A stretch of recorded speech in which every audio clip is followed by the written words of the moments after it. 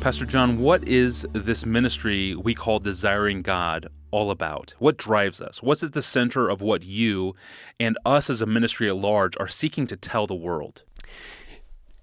One of the things Desiring God was started to spread and to communicate, to build into people's lives, was the truth: God is most glorified in us when we're most satisfied in Him. That's probably as close to the center of what we're about as anything, but it didn't come out of nowhere. Here's where it comes from. This is so crucial for people to see. God is radically God-centered in the Bible. God is radically God-exalting. And that's all over the Bible. He created us in His image. He put 7 billion images of Himself in the world. Why would a person put 7 billion images of himself in a city? Well, he wants to get attention for himself.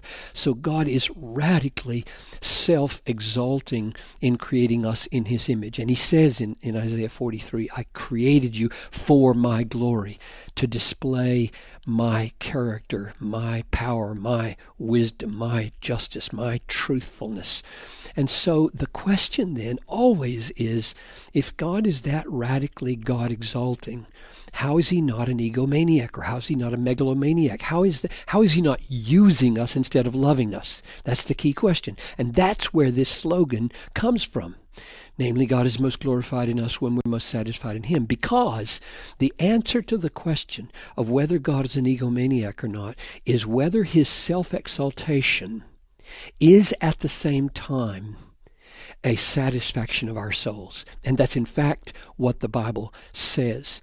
The reason God, in exalting Himself, is not an egomaniac is because He's exalting the very thing that satisfies my soul, namely His beauty, His glory, His character. And this is the most amazing part, and where I'm going with a text in just a minute, He is exalted in my enjoying Him, in my being satisfied in Him. And I always tell the rose story about bringing the roses to Noel, and she says, oh, why did you? And I say, it's my duty, and people laugh and say, that's not the right answer for why you bring your wife roses on your anniversary.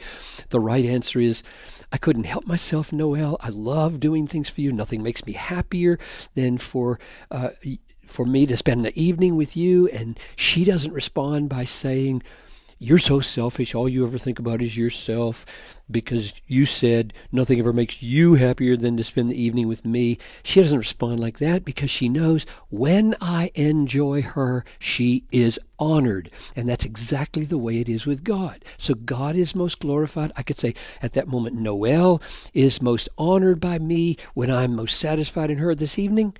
And I say on Sunday morning, God is most glorified in me when I'm most satisfied in Him.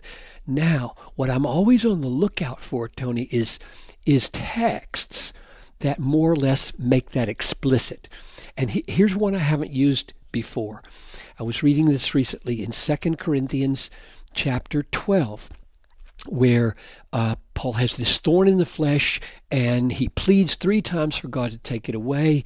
And God says, Jesus says to Paul in 2 Corinthians 12:9, my grace is sufficient for you, and my power is made perfect in weakness. So my power is glorified and magnified and beautified and made perfect in weakness. And then Paul says, therefore I will boast all the more gladly of my weaknesses, so that the power of Christ may rest upon me. Now, doesn't that say, if I can be glad in the midst of my thorn, in the midst of my weakness or my hardship, then Christ will be magnified in me. And that's exactly what I'm trying to say in Christian hedonism and Desiring God.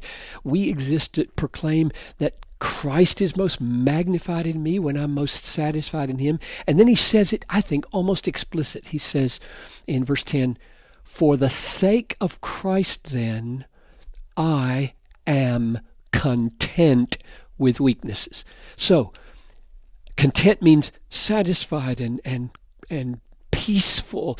So I am so content and so satisfied in the grace that he says is sufficient for me, that I am now, for his sake, displaying his glory. So I think the structure of Paul's thought in verses 9 and 10 of 2 Corinthians is exactly what we're trying to say at Desiring God.